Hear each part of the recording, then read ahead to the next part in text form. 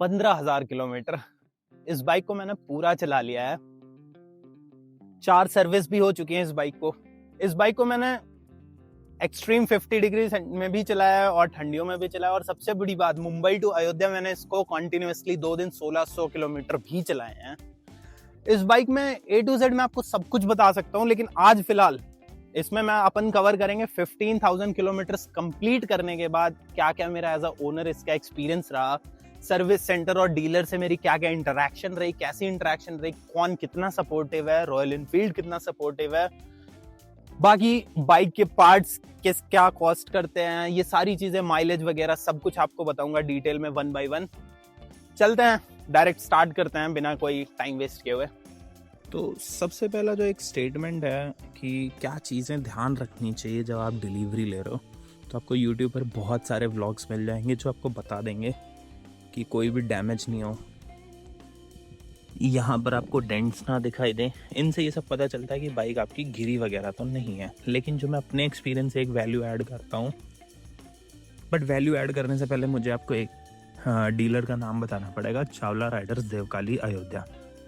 ये इन्होंने स्कैम करा मेरे साथ, ये आप भी नहीं पहचान पाओगे, बहुत कम चांसेस है कि आप पहचान पाओ इस चीज़ को। स्कैम क्या है वो मैं बताता हूँ। पहले आप हमेशा मेक श्योर करना कि आप जब भी बाइक लेने जा रहे हो तो बाइक एक्चुअल वेबसाइट पर जैसी दिखती है वैसी ही दिखनी चाहिए, क्योंकि ये सारे तो माइनर डैमेज है जो आप ऑब्जर्व कर लोगे, बट डीलर्स इसको छुपाते बहुत आसानी से। उनमें से ही एक डैमेज मुझे दूसरी एजेंसी सर्विस सेंटर ने बताया, जिनका नाम है अयोध्या मोटर्स शहादतगंज अयोध्या, कि सर यूजुअली गन ग्रे में ये एक ब्लैक स्ट्राइप नहीं आती है। तो आई आस्क्ड देम कि ये क्यों है, तो उन्होंने कहा कि सर यूजुअली जब कोई डैमेज होता है तो डीलर्स वापस कंपनी को ये डैमेज दिखाकर क्लेम भी ले लेते हैं और कस्टमर को कोशिश करते हैं कि ऐसे कोई रिपेयर करके बेच दिया जाए। तो मेन चीज़ ये है कि आपके साथ ये कभी भी कोई भी डीलर कर सकता है, तो इस चीज़ के लिए आप हमेशा रेडी रहना। अपने साथ जैसे बाइक ऑनलाइन दिख रही है वैसे ही लेना। मैंने जब ये बाइक ली थी तो सिटी में ये एक ही दो थी, एकदम लेटेस्ट मॉडल्स में से मैंने ले ली थी, तो मैं अपना इस चीज़ को आइडेंटिफाई नहीं कर पाया। तो पहली प्रॉब्लम स्टेटमेंट ये थी, जो मेरे एक्सपीरियंस से आपको ऐसी वैल्यू एडिशन के लिए बहुत ज़रूरी है। अपने साथ किसी को लेकर जाइए जो बाइक्स की नॉलेज अच्छी रखता हो, ठीक है। क्वेश्चन नंबर 2, सर्विस कॉस्ट और क्या क्या सर्विस एक्सपीरियंस रहा वो भी मैं आपको बताता हूँ। तो पहले मैं 4 सर्विसेज की हो चुकी हैं, चारों की प्राइसिंग आपको बता देता हूँ। एक सर्विस पड़ी थी मुझे पहली 1100-1200 रुपये की, दूसरी पड़ी थी 400 से 500 रुपये की, और थर्ड जिसमें मेरे साथ स्कैम हुआ वो थी 5,000 रुपये की। और फोर्थ सर्विस जो फाइनली अयोध्या मोटर्स में मुझे पड़ी वो है लगभग 2,500 रुपये की, जिसमें जो मुझे सबसे ज़्यादा जेन्युइन और वर्थ लगी। बाकी मैं आपको बताता हूँ कि कौन सी सर्विस में क्या क्या होता है। तो पहली सर्विस में कुछ नहीं, मतलब पहली सर्विस में तो ऑयल चेंज वगैरह होगा, ठीक है। दूसरी सर्विस में कुछ नहीं होता, ना के बराबर चीज़ें। बट दूसरी सर्विस के टाइम पर मैंने एक बार इसको बालू में शूट किया था, सैंड में। तो डीलर्स ने कहा, सर्विस सेंटर ने कहा कि आपका एयर फिल्टर ख़राब हो गया, तो जो 300 रुपये लगभग मुझे उसके पड़े, तो अदरवाइज़ 250 रुपये में इसकी सर्विस हो गई थी सेकेंड वाली। थर्ड वाली के लिए आपको एक और सर्विस सेंटर का नाम जानना पड़ेगा, सोनिया मोटर्स दीघा गांव नवी मुंबई। और ये मैं अपनी व्लॉग के थ्रू कंप्लेन भी कर रहा हूँ रॉयल एनफील्ड से कि मैंने वो सर्विस महाराष्ट्र में कराई, जहाँ पर UP42 BV0615 का नंबर देखकर लूटने का पूरा सफल प्रयास किया गया। अब हुआ कुछ यूँ, क्योंकि मैं उनके पास गया तो मुझे बहुत सारी कंप्लेंट्स थे अपनी बाइक के रिगार्डिंग कि मुझे नॉइस आ रही है वगैरह वगैरह, बहुत ऐसी कंप्लेंट थी इंजन से। स्टार्टिंग में इशू उन्होंने बताया कुछ, नेक्स्ट डे मैं गया उनके पास। अब उन्होंने नेक्स्ट डे मैं डायरेक्टली उनके पास इसलिए नहीं गया क्योंकि उन्होंने इतनी बेसिक मिस्टेक्स कर रखी थी, जैसे कि अगर रॉयल एनफील्ड में एक यहाँ पर इंडिकेटर का ऑप्शन आता है, वो ऑप्शन यहाँ पर ऑफ था, ठीक है। सॉरी, उन्होंने आफ्टर सर्विसिंग भी उसको ऑफ करना भूल गए थे। उसके बाद पीछे यहाँ का एक नट बोल्ट उन्होंने काफ़ी लूज़ रखा हुआ था। तो ये सब देख के लगता है कि आपने कितनी केयरलेसली बाइक की सर्विसिंग की, तो इसलिए मैंने डायरेक्टली कंप्लेन करी थी। और फिर वो उस कंप्लेन का बदला लेने के लिए वगैरह वगैरह उन्होंने मुझे कहा कि आपके इंजन में फॉल्ट है वगैरह, जबकि मैंने वहाँ से अवॉइड करके जब 4 सर्विसिंग कराई तो उन्होंने कहा सर आपका इंजन एकदम परफेक्ट है। उनको मैंने टैपेड के लिए बोला था कि सर आप टैपेड नॉइस आ रही है, आप उसको सही कर देना। उन्होंने मुझे झूठ में ही कह दिया कि मैंने कर दिया है। और 3rd सर्विस में उन्होंने मेरी चेन स्प्रॉकेट चेंज कर दी। मुझे नॉलेज नहीं थी इस चीज़ की, मैं बाद में आया तो मुझे लोगों ने कहा कि भाई 10,000 किलोमीटर में कभी भी चेन स्प्रॉकेट नहीं चेंज होती है। तो ऐसा एक्सपीरियंस था कि मुझे ऐसा लगता है कि वो लोगों ने स्कैम करा था। उसके बाद कंप्लेन होने के नाते उन्होंने बहुत सारी चीज़ें करी, बट मुझे आरी की तरफ से भी कोई रिजोल्यूशन नहीं मिला। तो मैं आरी और सर्विस सेंटर्स को बोलूँगा कि बहुत ख़राब काम है एक आध सर्विस सेंटर छोड़ के, जिसमें से मैं अयोध्या मोटर्स को अप्रिशिएट करूँगा क्योंकि भाई उनका काम बहुत अच्छा है जो उन्होंने मुझे 4 सर्विस में करके दिखाया। बहुत सारे पार्ट्स चेंज हुए छोटे छोटे, जिसमें से मैं आपको गिना देता हूँ, अदरवाइज़ आप कंफ्यूज हो जाओगे। टैपेड 4 सर्विस में जाके सही हुआ। ब्रेक पैड्स चेंज हुए, 1,000 रुपये का ये इंडिकेटर चेंज हुआ, और ऐसे बहुत सारे माइन्यूट से वर्किंग हुए। बहुत सारे, मतलब उन्होंने खुद से एफर्ट डाला है। ऐसा देख के लगता है कि आप लेबर्स को कि हाँ कि इन्होंने एफर्ट डाला है गाड़ी को बेटर करने के लिए। तो उसके बाद उन्होंने 2500 ही रुपये लिए। तो अयोध्या मोटर्स को छोड़कर मैं रॉयल इनफील्ड की बाकी जितनी डीलर्स से मेरे इंटरेक्शन है उनको मैं 5 आउट ऑफ 10 रेट करना चाहूँगा। और रॉयल इनफील्ड कस्टमर सपोर्ट को भी मैं 5 आउट ऑफ 10 ही रेट करना चाहूँगा, क्योंकि मुझे ऐसा फील होता है कि वो अपने डीलर्स की साइड से ज़्यादा वर्क करते हैं इंस्टेड ऑफ कस्टमर। तो ये चीज़ें थी रिगार्डिंग सर्विस। चलते हैं नेक्स्ट क्वेश्चन की तरफ। नेक्स्ट क्वेश्चन है कि भाई राइडिंग एक्सपीरियंसेस और मैंने कहाँ कहाँ इसको राइड किया हुआ है। अभी राइडिंग एक्सपीरियंसेस में मैंने आपको पहले ही बताया कि मैंने इसके बालू पे भी राइड किया हुआ है, ठीक है।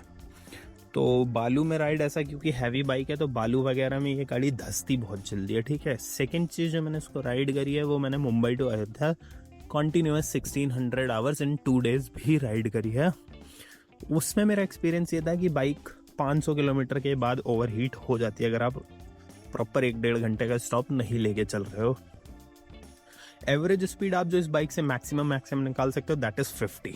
ओवर द 80 स्पीड आप क्रूज नहीं कर सकते। यू हैव टू स्टिक मतलब you have to stick very well to the roads, otherwise आपको बड़ी दिक्कत होने वाली। क्रूज नहीं करने लायक बाइक है, आपको फोकस वाइज रोड पे रहना पड़ेगा। तो ये एक चीज़ हो गई इंटरेक्शन वाइज। बाकी अगर इसी में मैं आपको माइलेज की बात कर दूँ तो हाईवेज पे लगभग मुझे इसने 38 का माइलेज दिया है। और यूजुअली अगर मैं जिस तरीके से मैं बड़ी टफ रफ चलाता हूँ तो 32 का माइलेज मिल जाता है मुझे ईजिली इस बाइक से। तो mileage wise this bike is good और हाईवेज पे भी गुड है। बाकी हेड काउंट्स की अगर बात करूँ तो हेड काउंट्स इस बाइक से स्टार्टिंग में मिलता था just because of its colour, nothing else, क्योंकि Royal Enfield Classic is now very common. अब तो दहेज की गाड़ियाँ बन गई हैं तो ऐसा कोई हेड काउंट नहीं मिलता इससे। लेकिन if you are loaded with luggage तो हाँ वो एक फिर आपको राइडर का लुक ज़रूर मिलता है, ठीक है। एक फुल एंड फाइनल क्वेश्चन कि मेरे हिसाब से स्कोप ऑफ इम्प्रूवमेंट क्या है इस बाइक में, तो मैं डेफिनेटली आपको दिखा कर ही बताता हूँ। वो है ये सबसे वीक चीज़, इसकी लाइट्स। और लाइट्स क्यों वीक मैं कह रहा हूँ, बिलीव मी, रॉयल इनफील्ड की मोस्टली बाइक्स हम एज अ टूरिस्ट पर्पस के लिए ही यूज़ करते हैं। पहाड़ों में जाती हैं, पहाड़ों में नहीं भी जाती हैं तो एकदम एक्सट्रीम ऑफ रोड में यूज़ होती है, गाँव में रात को यूज़ होती हैं।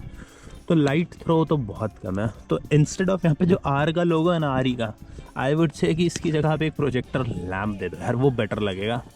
और क्वालिटी वाइज भी आप देखो तो दूर से नहीं पता चलता, बट पीछे ध्यान से देखोगे तो आपको पीछे चिपसेट्स वगैरह भी दिखने लगेंगी।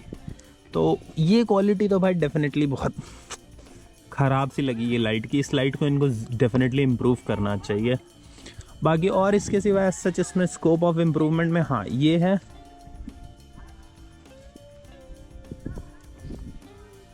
हाँ बाकी इसमें स्कोप ऑफ इम्प्रूवमेंट, एक स्कोप ऑफ इम्प्रूवमेंट मैं आपको बता दूं तो मुझे कभी कभी अगर आप सपोज जैसे ब्रेक्स कम यूज़ करते हो या ब्रेक्स आपकी बाइक्स खड़ी रहती 5-6 दिन बाद आप निकालते हो, तो जब आप फर्स्ट पुश लगाओगे ब्रेक को ऐसा खींचोगे तो ये कभी कभी अटक जाती है।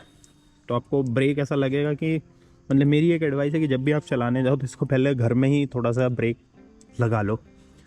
थर्ड चीज़ जो मुझे यूज़लेस लगती है वो ट्रिपर नेविगेशन। अनटिल अनलेस इसमें आप प्रॉपर हिमालयन जैसा मैप नहीं दे सकते, तो ये मेरे हिसाब से turn by turn navigation is really waste, use नहीं आता, इससे बस आपके कस्टमर को महंगा पड़ता है। फोर्थ चीज़, लोहा है तो भाई हाँ स्क्रैचेस लगेंगे।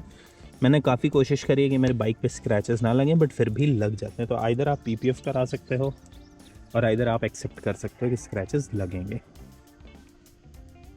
बाकी स्क्रैचेस की ही बात करूं तो बाइक देखो 1 2 3 बार तो गिरती ही गिरती है, तो माइन्यूट से स्क्रैचेस भी आपको देखने को मिलेंगे। यहाँ पर एक मिलेगा, यहाँ पर एक मिलेगा।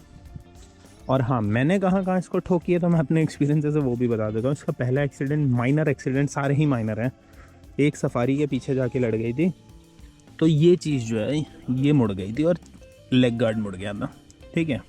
सेकेंड में मैं और मम्मी जा रहे थे, तो एक जगह पर सडनली ब्रेक की वजह से इसको थोड़ा सा लड़खड़ा कर एक हल्की सी दीवार में लग गई थी, तो हल्का सा आगे से ये पेंट आपको उतरा हुआ दिख जाएगा। बाकी इसके सिवा आई डोंट थिंक कभी इसका कोई मेजर कोई इशू इसने मुझे दिया है। कंफर्ट बहुत ज़्यादा है, कंफर्ट इज़ लाइक कि बाइक वाइज बोलूँ तो बहुत अच्छा है, शॉर्ट राइड्स के लिए कंफर्टेबल बाइक है। और गांव में इसका बहुत ज़्यादा है, क्योंकि ये बाइक सब बहुत कॉमन होने लगी हैं शहरों में, हर कोई दहेज में ले जा रहा है। EMI ऑप्शंस आने के बाद एटलीस्ट सबके पास आ गई है, तो खासकर इनके जो लोअर वेरिएंट्स हैं वो तो सबके पास है, तो इसलिए इस बाइक का शहर में तो नहीं लेकिन गांव वगैरह में आज भी बहुत ज़्यादा हो रहा है, और पुराने लोगों में तो बहुत ज़्यादा हो रहा है। एक रिक्वेस्ट जो मुझे बाइक से नहीं, नंबर प्लेट RTO से, कि अगर आप इस पर 2 बार पोछा मार दो तो पेंट उड़ने लग जाता है भाई। तो यही कुछ है भाई बाइक का। बाकी आई डोंट थिंक कि और कोई मेजर इसमें डिटेल ओनर्स वाइज मैं आपको बता सकता हूँ। पावर लैग वगैरह तो रेयरली कभी आता है, लेकिन हाँ आता है, बहुत रेयरली, बट 1-2 बार आपको फील हो जाएगा, जिसकी वजह से आप बाइक पे ट्रस्ट करना कि थोड़ा मुश्किल हो जाता है कि एक्सट्रीम कंडीशंस में आपका साथ देगी या नहीं देगी। बट हाँ, आप पर्टिकुलरली बाइक पे नहीं लेकिन ब्रांड पे ज़रूर ट्रस्ट कर सकते हो। तो ये चीज़ें हैं। बाकी एक जो हर बाइक में प्रॉब्लम है वो मिरर्स का। मिरर्स आई डोंट नो अपने आप लूज़ हो जाते हैं, POVs ख़राब हो जाते हैं, और ये पीछे प्लास्टिक से, इस वाली साइड से नहीं, इस वाली साइड से खास कर यहाँ पर आप देख सकते हैं मैंने फेविक्विक से चिपका रखा है, तो ये चीज़ें पूरी हिलने लग जाती है। तो ऐसा ही कुछ है इस बाइक का, मतलब review, ownership, experience, horn quality वगैरह तो बहुत, मतलब ओवर द टाइम ऐसा कुछ ड्रॉप नहीं हुए, माइलेज कुछ ड्रॉप नहीं हुए। और टॉप स्पीड अगर बोलूँ तो मैं इसको टॉप स्पीड लगभग 117 किलोमीटर लेके गया हूँ, और आज भी मैं 112-113 उठा ले जाता हूँ कभी भी। तो टॉप स्पीड पावर वाइज जितनी स्टार्टिंग में थी, कोई पावर ड्रॉप फील तो नहीं हुआ है कभी, ठीक है।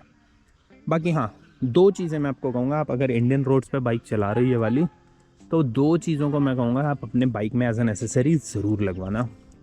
3, एक बैक रेस्ट। ये बाइक बैक रेस्ट और अपनी कुशनिंग की वजह से फैमिली वालों के लिए सबसे अच्छी बाइक है चलने के लिए। Leg guard, and third most important because of unusual speed breakers, ये सम्प गार्ड, ये आपके इंजन की बहुत अच्छी प्रोटेक्शन करता है। तो ये चीज़ें आप ज़रूर लगवाना। इसको एज एन एक्स्ट्रा खर्चा नहीं मानना, ये बहुत अच्छी और बहुत जेन्युइन रिक्वायर्ड चीज़ें हैं ये, ठीक है। तो भाई यही था ओनरशिप रिव्यू, हमने इसमें सब कुछ डिस्कस कर लिया, A to Z, चाबी से लेकर टायर तक हर चीज़। बाकी अगर आपको कोई और क्वेश्चन हो इस बाइक के रिलेटेड कि आपको क्या इशू आया था, आपको या कुछ और आप स्पेसिफिक पूछना चाह रहे हो, तो कमेंट सेक्शन में ज़रूर बताना। और थैंक्स फॉर वॉचिंग।